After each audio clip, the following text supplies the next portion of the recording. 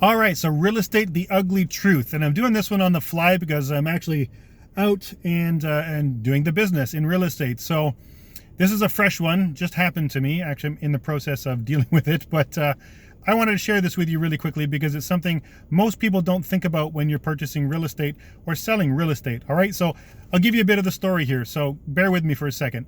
My client purchases a home and the home is sold conditional.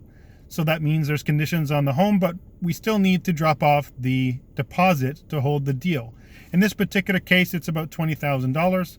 So my client goes to the bank, gets a bank draft for $20,000 to be deposited into the trust account of the listing brokerage. So not my brokerage, but the agent that listed the property itself. So we would normally drop that off at their brokerage. They would deposit it in the trust account, hunky-dory, no big deal. Well, here's where it gets weird. So I decide I'm going to drop off the deposit on behalf of my client. She dropped it off at my office. I'll drive the other half of the way and drop it off at the listing brokerage office to make her life easier for her. So I let the agent know that I'm going to be dropping it off this afternoon.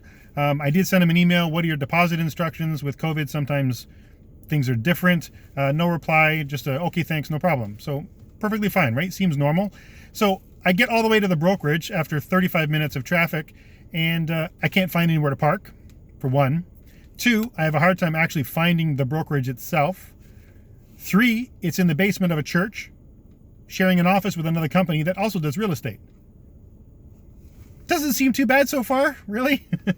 So I finally get into the office, go downstairs, and I hand my deposit to the admin clerk that's sitting in front of me.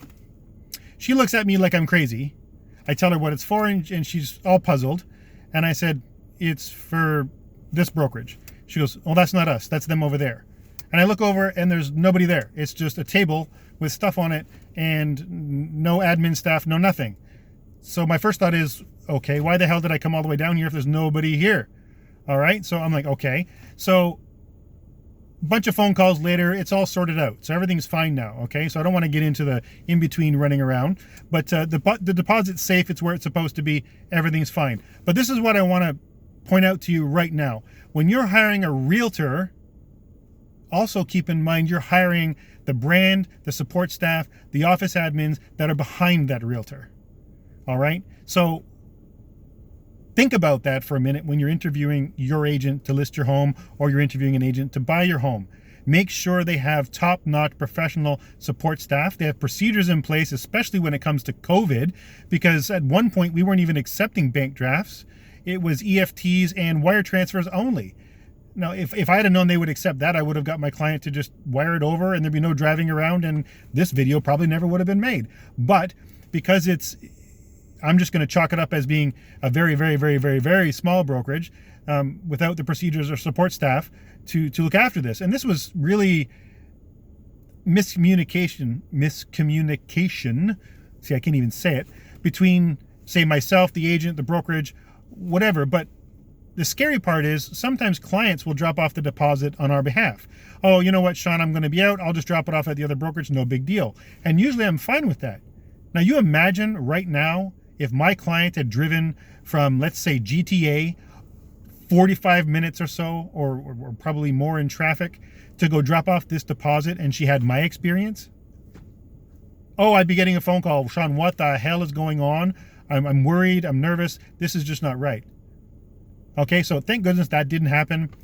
I know my ins and outs of real estate, obviously, or I wouldn't be doing this. And we got it sorted out. So everything is perfectly fine. But all I'm just trying to say is, it's not always just about the realtor that's sitting in front of you. It's about the brand. It's about the offices. It's about the admin staff, the procedures. All of that has to be in place for you to be successful with your real estate transaction. So do your diligence. After you've interviewed the agent, make sure they've talked about their brokerage. Make sure they've explained to you, do they have a call center? Do they have admins?